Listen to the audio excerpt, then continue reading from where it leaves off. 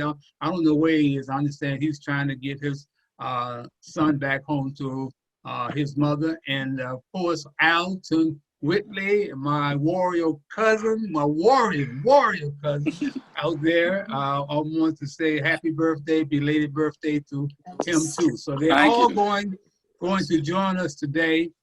And I just want to thank everybody for taking part in today's show, because you guys are really the experts for real. So we're going to talk about Trump's world and can we survive Trump's world? I want to start out by talking about the pros and cons of sending our kids to school. Are we really making our children first by sending them out there to school with this coronavirus spiking all over the country, especially with folks going back and sitting in the classrooms? I like to start out with my cousin, Clara Canty, who has been both a principal in the DC public schools, an administrator in the charter schools of DC, and she's the one that has recently been involved with the school system. So Clara, why don't you come on and introduce yourself and give us how you think about our kids returning to school.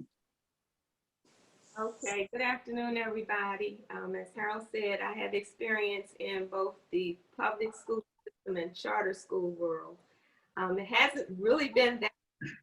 I retired instructional superintendent from DC Public Schools actually in 2013.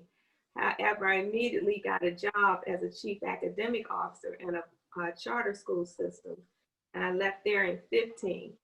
So much of what I'm sharing is anecdotal, based on experience, my knowledge of child development, and my understanding of teaching and learning.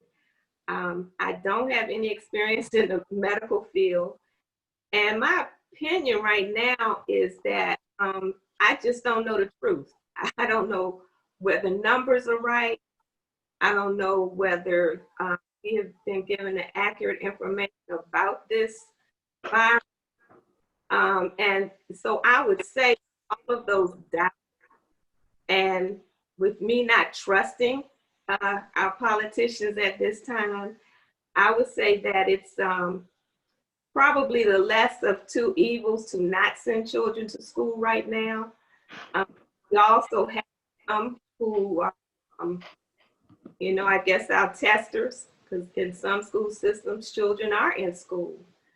And we know that even universities have had children reporting and have had to send them home.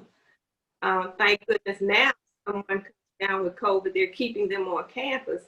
So I'm any going on, but I think we should err on safety and health, because they are our future and their lives are on the line. And if not their lives, I believe the research shows that, children are faring pretty well even if they get it.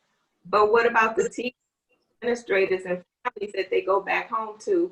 And many of them don't even have symptoms. So to me, I think it's better that they stay home. But I also about that. Okay, anybody else? Chip, just come on in, gang. Come on in. Charlize, I see you. We see you, Charlize, so chime in.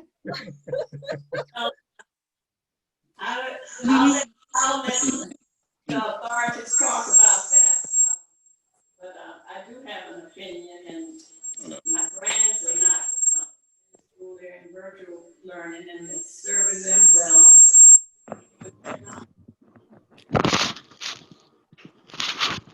Okay. Did she say they're doing learning? Charlie, did you say they're doing virtual learning? Yes. Craig and Ryan, they seem to be doing real well. They enjoy it. They know the technology. A lot of the children don't know the technology. Steve and I contributed wholeheartedly to here to help the children that don't have the technology, the Chrome equipment. the virtual if you have the training and the technology. Well, certainly, again, Introduce yourself, cousin Elaine. Introduce yourself. oh, okay. My name is Elaine Bush. I am a retired educator with 40, yay. And given this particular climate makes me even more happier that I'm not there to really negotiate this and having to make certain decisions because it's not an easy answer. I have 40 plus years experience through DC Public Schools and Prince George's County Public School. And first, I would voice the sentiments of cousin Clara, being that weighing the odds, I don't think that you would put, again, children on the line because there's still a lot of unknowns. And as you're saying, you're putting, again, at risk teachers, parents, grandparents, and the like. But then on the other side, as you were saying, when we're using the technology, in which again, that has certainly, again, alleviated, and again, you have shown again the spotlight on the disparity with the different communities, with all children not having access to the technology, where even in certain rural areas where they aren't even able to get on or to even have hotspots. So once again, we see again, our country, our leaders who are not putting and have never to be put forth and have financed education the way that it should be. We espouse children first. But to me, with that policy, there is nothing that we have done to show children are first. Because if they were, again, the infrastructures for this technology then would be put into place so that all children would have access. You would then make, again, available the technology for the computer, the laptops, whatever, for all children to have access. So again, you see the unbalanced equation. But still overall, given the effects and what we know, I just don't feel that it's still safe to send children back into the schools. Many classrooms were already what? Overcrowded. How are you going to social distance then when you have classrooms of 25 and upwards up to 30 and you're back and forth? But again, like you said, it's not an easy answer because parents now who are returning to work, and some of them don't have people who can stay behind to help their younger, or the children with the technology. Ann, are you there? Ann Raleigh? Yes, to unmute. Ann, unmute yourself. Hello, I'm Ann Riley, and I agree with all that has been said. We had some friends yesterday to just openly say the people who want their children back in school, a lot of them want babysitters. And they're so happy to send their children that they're not even thinking about how serious it is that they are to an atmosphere where teachers are getting sick and children as well. Now, here in Greensboro, a lot of people have gone back to school, and now they're telling them go back home. So, of course, that's made children just as anxious, not knowing what is right from wrong. But of course, it is to me, very wrong to send them back. I made a statement before that we're wondering what Trump is doing with his sons. Is he sending him to a classroom that is not safe, or he thinks is safe? He needs to make an example of know right from wrong. And again, what Elaine said, our children, we have a little boy next door living with his great-grandmother. He does not have a computer, but you know, we're trying to all chip in and get him one, a laptop, so that he'll be able to stay in touch. And also, when he gets a computer or laptop, his grandmother doesn't know how to teach him. And she has openly said that once I get him in, how am I supposed to teach something that I don't know? So it is very much an atmosphere where people are concerned about what should be done as well as what should not be done. I do not. And give us a little background of who you are. Tell us about your experience. Okay, I have been retired since 2002. I taught for 35 years in the Wow, year. congratulations. Thank you. 1 year in the DC city schools and back in A&T.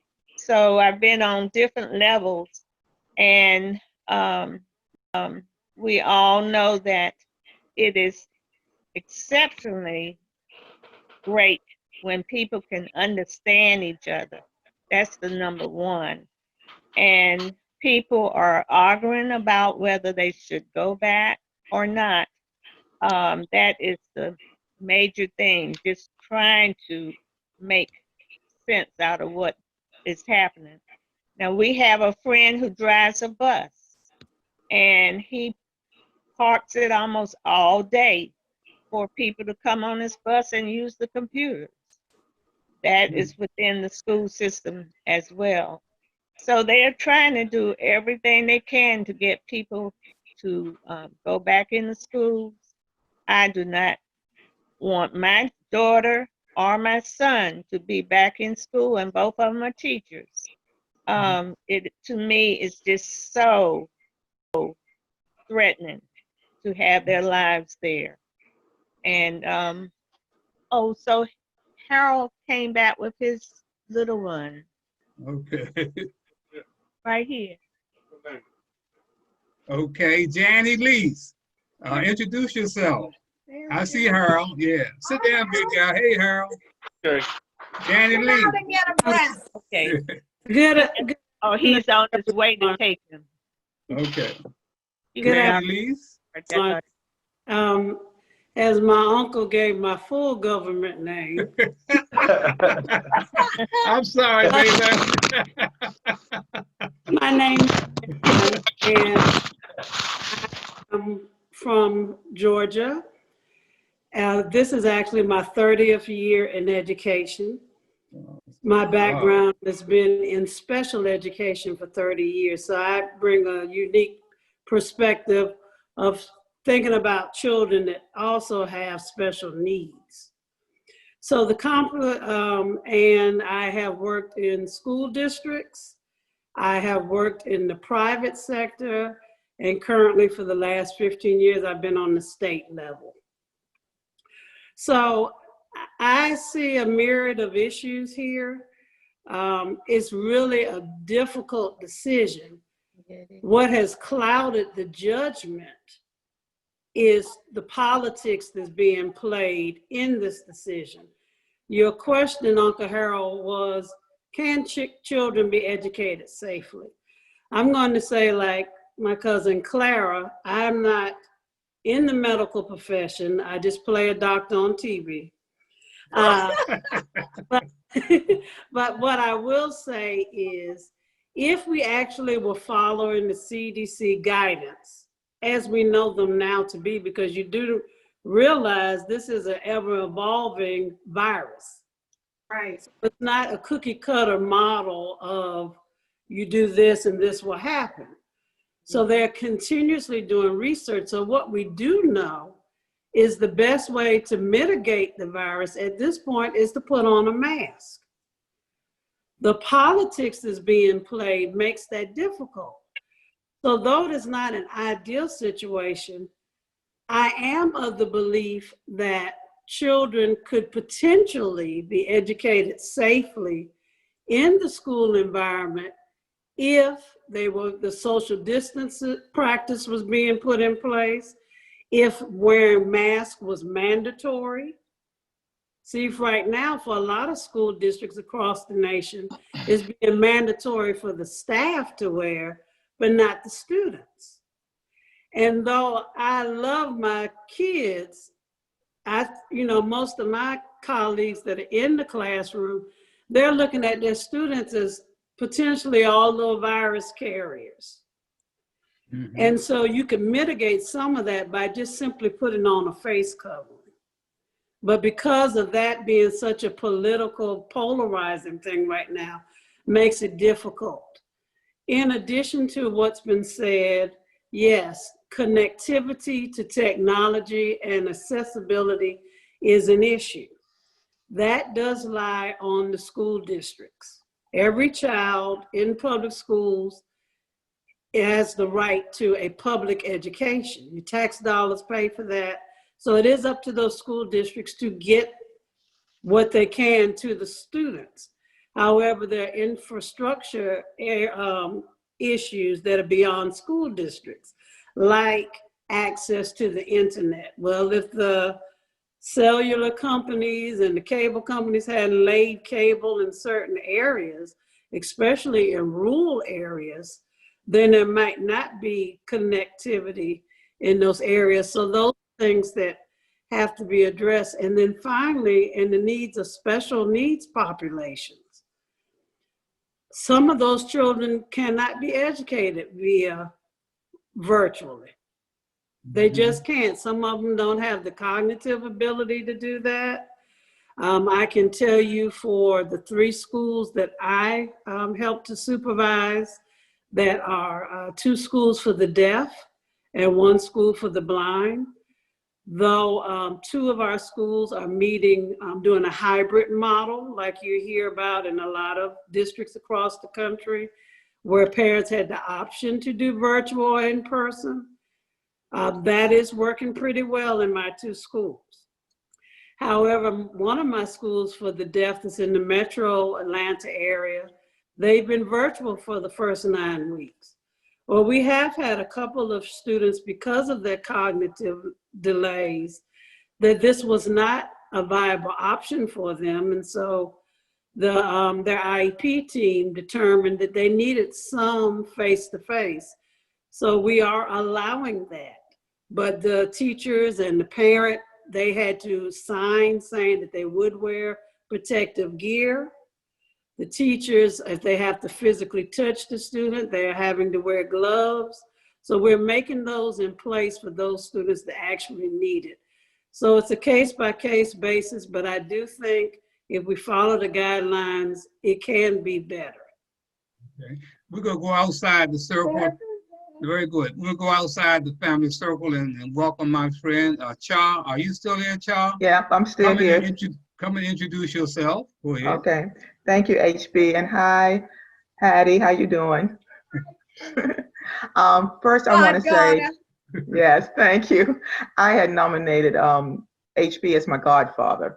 And so still getting used to that term, right? I'm a professional genealogist. I've been a genealogist for 40 years, but I also retired from the federal government with, how many years I had? 34 years when I retired in 2014.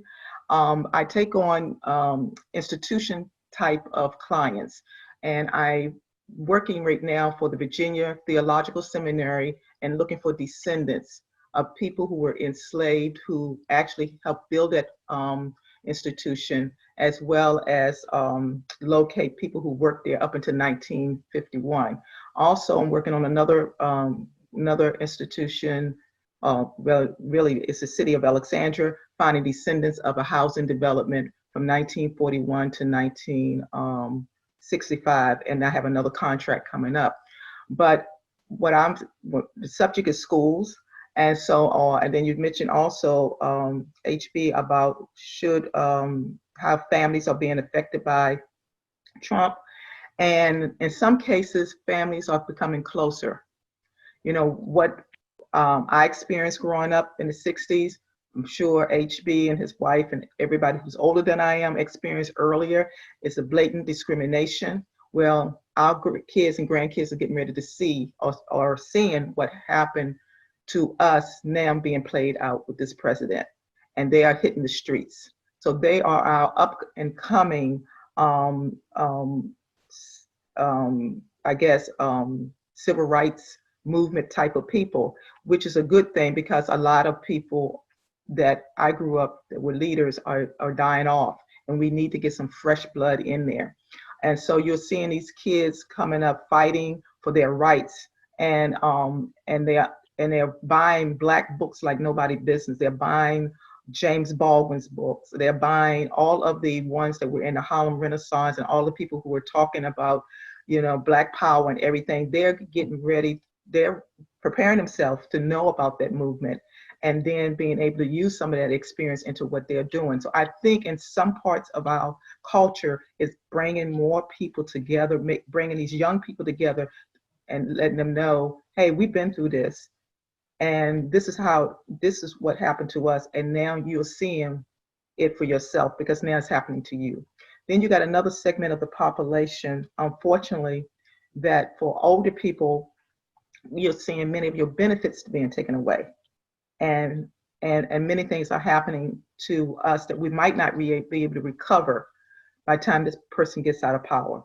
You know, you're seeing people dying. They're not going to be even given a chance to even further their life because of the decisions being made. So that's tearing families apart. But then the bright star is the young kids are getting out there and they are making a statement, and they are marching not just one day, they are marching every day out there. And I think we're going to see some very good leaders that come out of that. Okay. All right. Aunt Eartha and Kenny. How you doing? Aunt Eartha is an educator. She is really the matriarch of this family. Aunt Eartha, do you have something you want to say about our kids going back to school? Kenny, unmute her. I think she may be still muted. Yes. Okay, she's still muted. Kenny, unmute. Harold, I'd like to say something too. Oh, okay, Steve, go ahead. We'll come back to On Earth. One of the things I think, okay, I am a retired university professor. I have taught in several institutions, including Southern University. I am an author, and I am a professional actor. One of the things that I think impacts what we are going to do, I see Aunt Eartha there. Aunt Eartha, are you ready to speak? We could bring her in, Steve, after you. Then we okay. Yeah. Then one of the things that I haven't heard about is traditionally in America, the educational system is underfunded. Teachers are underpaid, and having worked on institutions, I can tell you that the budgets to operate institutions are very anemic. So I think on the college level, you will discover that institutions that have very high budgets, who are very well funded from the private sector, that they're going to fare better because they can make the physical adjustments necessary. They can have the testing necessary. Look at the football teams in the big schools. They're getting tested like doctors. So until you can have that kind of situation for the average student, I think it's dangerous. I'm reading the paper today about Georgia Southern, how people have been infected. One young lady, an African-American, is still suffering after having been diagnosed for 4 weeks. And she has a myriad of symptoms. And there are those around her who are not practicing the protocol that they should be. So I think we have to take all of that into consideration if and when we're going to try to open full bloom. All right, Dr. Stevenson. Aunt Eartha, are you ready? Thank you, Aunt Eartha. Nekia, we coming to you too, baby. Aunt Eartha? Yes, yes. Yes, yes, yes. Hey, darling. I feel like a lady like to express herself when she says, we've come a long ways. Yeah. And as having come a long ways, we still have a long ways yet to go. Right. And we're working on that. We're working on that. We haven't given up. So we go to our Almighty God and ask Him to continue to hold our hands, that these things may be improved for all generations. All right. Kenny? Thank you. Go ahead, Kenny. Very good. Well, indeed, to add on to a whole lot of what's been said, it's as they said, the polarization of these politics that's definitely got in the middle of education, which to me doesn't have anything one to do with the other, or it shouldn't have anyway, which gets in the way of it being done the best way possible, even though the way possible is going to be difficult. Either way you go, but still with the politics of it all, it just doesn't compute. Just doesn't compute. Doesn't help out the situation at all. Okay. Nekia? Hi, everybody. My newly wedded nephew, niece. Congratulations, baby. Congratulations. Thank you so much. I'm Nekia Riley Lawson, and I am a public school teacher. I have also taught in the private sector. I've been teaching for 15 years, and I think I bring a different perspective because I'm teaching on the elementary level, but more importantly, I'm teaching pre-K. So anyone knows pre-K in the public schools pretty much follows the same type of criteria as what you would find pre-K in a private sector, where you would have the STAR Center, where you would have lots of hand washing, where you would have children going about the room and doing centers and working together. That is going to be something that's very hard to do, to pull these kids apart. At 4 years old, we're talking about friendships and social emotional building. So they're going to want to be in contact with their friends and with me as well. Our governor, Roy Cooper, who I think has been doing some amazing things. 2 days ago, he just issued that elementary schools will be going back to school. And not middle, not high school, only elementary. And that kind of goes back to what Ann spoke about as far as the babysitting need. Because we know that, middle school and high school, they can pretty much take care of themselves. It's our parents who are screaming, I don't have any child care. That kind of goes back on us when we still see that, once again, masks are still not being worn by our citizens. And so when you have that going on, and you have flu season that is approaching us, we're already in a virus, and here we are going into something that could be identified as something as close to the flu. So these children are definitely being affected. I know in our school system, I have seen a second, third grader who's already died from the coronavirus. And, even teachers in my school who had the coronavirus earlier when it first happened. So it's definitely a problem, but I want to just put this out there that the world that we knew of, or the world, it stopped in March. Like, everything stopped in March. We stopped going to work, we stopped working, we stopped teaching, and then all of a sudden October is the magical time for us to be able to go back to work, to get in our lives. It just doesn't seem that 6 months after a world stops, that it would be ready for our children to be back in the flow of things. And so that's my 2 cents. Thank you. All right. Alton, Alton, are you there? Yeah, I'm here. Okay, let's see what you guys say, my brother. I have mixed feelings about it. You know what I mean? So as far as where I am in DC, first let me start by saying I've been in education over 20 some years, special education background, special ed coordinator, and administrative work, and dean.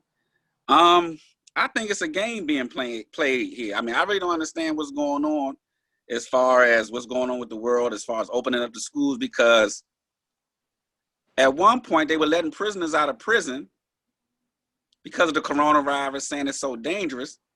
But at the same time, when school starts, we want to send our children back to school. So I don't understand what's being, as far as the literature, as far as are the numbers correct? Are they not correct? But it makes no sense to me to send a child to school with no cure, no vaccine, no nothing, but let prisoners out because you say it's dangerous, but at the same time, you're willing to let the school back open. Now, I understand that the schools do need to be open. And where I am in DC, every child, every student in DC and charter were issued the technology they need. So if your students don't have the technology they need, I blame the system. Every student in DC area charter school has been issued a laptop, a hotspot, and Wi-Fi if they don't have one. Now, the problem is this: getting them engaged from afar versus being in person. And we all know in teaching anything, it's best that you be in person. We know that. But during this time, it's unfortunate that we can't be in person, but at the same time, things need to be placed, things need to be put in place to supplement that. Now, it's not going to be perfect. What we use is Canvas and Apex system, which is used pretty much maybe through worldwide and nationwide. The challenge comes in when the system is running slow. When Wi-Fi issues are, because everyone in the world or everyone in the United States is using the same system, it affects it. My opinion, what we're trying to do as far as the special needs children, because like I said, I have special education background, they're legally bounded by law to have their IEPs honored. So what we're doing, we're trying to have the children special needs, the ones with the most IEP hours, this, that, and the other. We're trying to have them come in. Now, our school is a high school which can accommodate over 1,000 students. We don't have 1,000 students. We don't have 1,000 students in the special ed program. So we're trying to have those parents that want their children to come in to receive those services, allow them to come in and allow the staff members that want to come in to service those children to allow them. So my whole point, my whole take on this whole thing is it's not going to be a perfect answer. There's really no solution, but we have to have something in place. If you're familiar with IDEA, I think they need to step in and help us with this, because OSSI, Office of, everybody know what OSSI is. I mean, they need to come in and help guide us. But as far as special needs, which we definitely need them to receive their services. So I really don't, it's a tough situation. It's very tough. You know what I mean? So, but to go back with Steve and everyone else saying that the schools should be closed, this, that, and the other, then close the restaurants, close the malls, because our same children are frequently going to those places, the beaches, the malls, the stores, over friends' houses. So, I mean, some might say, well, if you open up the school. I have children complaining in the Zoom, why don't y'all just open up the school? Why not? You know what I mean? Hello? Everything else is open. So I don't know what we're trying to, I don't understand what we're trying to preach here to the public. It's just,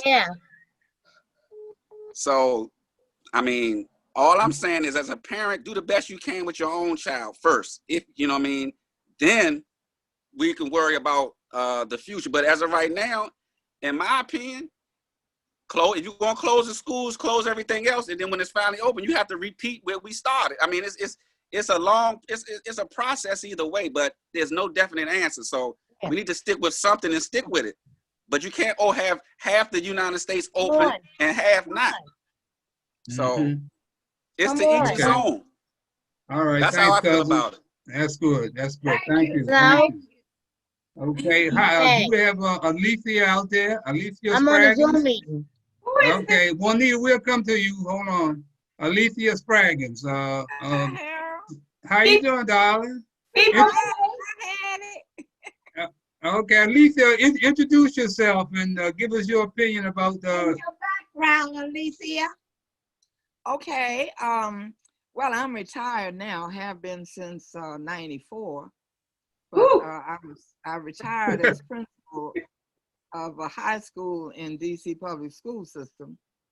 And prior to that, I had been an assistant principal at 2 other high schools and a teacher of biology at Cardozo High School, where I met Hattie. And I know Harold forever. But I was just trying to catch up on what y'all were talking about because I was real late getting in here. These Zoom calls are becoming overwhelming. I just got off of one at 3:30 and got into this one. I would like to think that because I retired from a health school, that my students would have been very conscientious about protecting themselves and protecting others. And I don't think we would have had a problem with their wearing masks around the building. The students there were majoring in nursing, nursing assisting, dental assisting, physical therapy aid, EMTs, all of the things that are health related. So I think they would have been conscientious at school. What would concern me is what they take home to their parents when they leave the school setting, because most of them had to get there by public transportation. I think that's what you all were talking about. Right. I resented the fact that the president was demanding that we open the schools because I don't think he's not taking into consideration that the younger kids, younger than 7th grade, really don't know how to take care of themselves or other people. And they're putting the teachers at jeopardy as well as their classmates. So I guess the older kids I've always worked with, and I know they're a little more serious about taking care of business. But your president threatened to take away the funding for schools if they didn't put themselves in jeopardy. And that's the part that I could not appreciate. You're holding monies that are sorely needed, especially in the inner city schools. The ones I guess he controls are Title I monies and any kind of other federal programs, special ed monies, things that are really, really needed. So you force people to make a decision as to whether they want to stay alive or not. And that's not healthy for the country. Did I miss anything? Yeah, okay. Thank you, Alicia. Thank you, Alicia. Juanita, are you out there? Juanita? Hi. Hi, how you doing? I'm fine. Hi, everybody. I am just so honored to be sitting here listening to you educators and things like that. I think teachers and educators are the best. Certainly, my expertise isn't in that area. I'm a community person. But in listening to different people speak, I'm shaking my head to a lot of things. Nekia, when she was talking about how, and I think Alton and Alfie as well was talking about how, kids under the age of 10, 11 don't know how to take care of themselves. And they depend on us to do that. So if you put them in the school with guidelines, they don't have any concept of what that is. Now, I'm on a community level. I'm out in the street. And, they don't take care of themselves out in the street. And that's even beyond him. We're talking about teenagers, young adults. They're socializing with each other. They're riding, like you said, public transportation. They're going into social environments. And their mask is on 1 second and the next minute it's not. When Alton was talking about how they were so willing to open up the jails and let the criminals out because it was a safety issue. And then in the same breath, they're saying open up the schools and let them in. I agree that there's a lot going on that we don't know. There's a lot of politics. There's a lot of economic ramifications. There's a lot of everything going on that we don't know. So my position is that we just have to do what everybody, I'm sure, agrees with. We got to start at home. We got to protect our kids. Look, I don't know, I'm 60 years old, but coming up, and I don't ever remember the adults in my family not understanding the importance of taking care of their kids. And then we're in a different time. There are a lot of extenuating circumstances, but we got to do what we got to do for ours to start with. And if you don't think that it's safe and healthy for your child to be in school, then they can't go. You have to make some sacrifices. You have to do some stuff. And I'm not ignoring all of the economic ramifications. But look, I mean, you know, there were times, a lot of times when I was coming up, we had hot dogs and beans. And we made sure the bills were paid, and one parent was working and the other one was home. So I'm just saying there's just a whole lot we have to do in our community with our own. The struggle is real. My hope is high. I believe that there is going to be a change. There's changes coming. I will never give up on that hope, but there's work that's required in order for us to see some of the awaiting blessings, you know. Some of the reparations for the struggle that we've had all our history. Again, I like you guys. You guys are so smart, and I just, I've learned so much in such a short period of time. Miss Hattie, I'm understanding that this is bunch of your family. Yeah. Yes. Girl, you come from good bones, good blood. Thank you, Juanita. Thank you for allowing me to be a part of this, Mr. Bell. Okay, babe. Hattie, you got something to say? Well, what I have to say is what everybody else has said. You voiced my sentiments, all of you. I'm not back and forth. I really like, well, excuse me, I'm more for the notion of children staying home. I mean, yes, not going to school because of what the many reasons that you all have voiced. And then it's good sometimes for the ones who know the technology to be able to advance using it. But like Alton and a lot of you have said, it's a back and forth situation. You don't know which is best. One thing I am concerned about is people being left, students being left behind. Or they are not in sync with the others. Some might go real forward and ahead of others who are for some reason on one side of the fence or the other. And a lot has to do with economics also. Well, I hate to say, but some people are so poor, they can't advance just staying home. But it's their health concern, and those are the ones at home they got to come back to. So I just yield to, I give everybody the credit. You all are thinking what I think back and forth all the time. Okay. Gary, we can get, I see we getting down to the nitty gritty here. Gary, I want to bring you in and get your opinion. Okay. Of course, you're out there in the war zones, and you got kids and you got grandchildren. Tell us. Yeah, I do. I'm glad to hear the opinions of educators from a wide range. I wrote an art. One of the things I think, one of the reasons not the sole reason, but one of the reasons I think there's a push to get kids to go back to school is so that parents can go back to work. And I think that's part of the issue there. But I'm not going to repeat what's been said by the educators, but I am concerned, and I wrote an article back in July before schools opened up with a series of questions that I thought schools and districts would have to answer before they could safely reopen.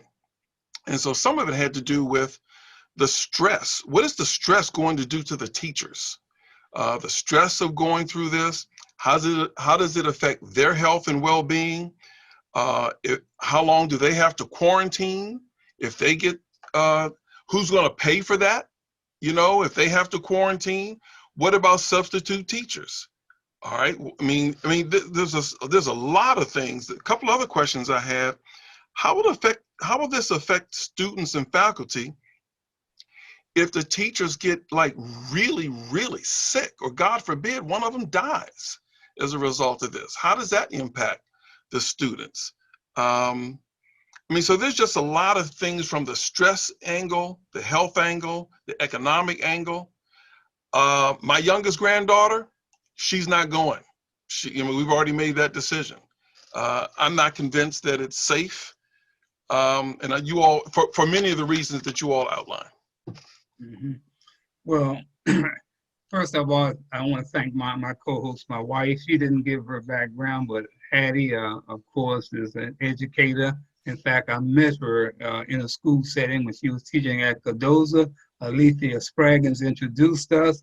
But my wife, of course, has a master's degree from Indiana University. She has taught in the Prince George's County public school system and in the DC public school system and college at Bennett College. So she has a vast background. I want to thank, Charlie, you have something you want to say? Yeah, I just wanted to add, I think it was an excellent panel discussion, and I did feel that it was one little segment missing, a population.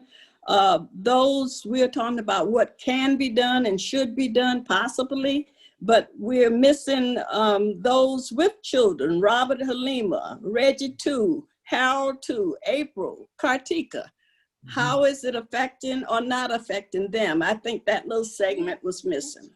Yeah, well, we can bring them back on a panel of their own and they can talk. Well, that'd be great because those are the folks that are, really on the front lines. They got to make a decision. They got to make a decision of whether their kids are going back or not going back. And so what experiences one way or the other right, is affecting them. Right. Well, I want to take this time to thank Charlize and Steve, on Eartha and Kenny, Clara, and of course my man Alton, Elaine Bush, and who else out there? I got to put all of it.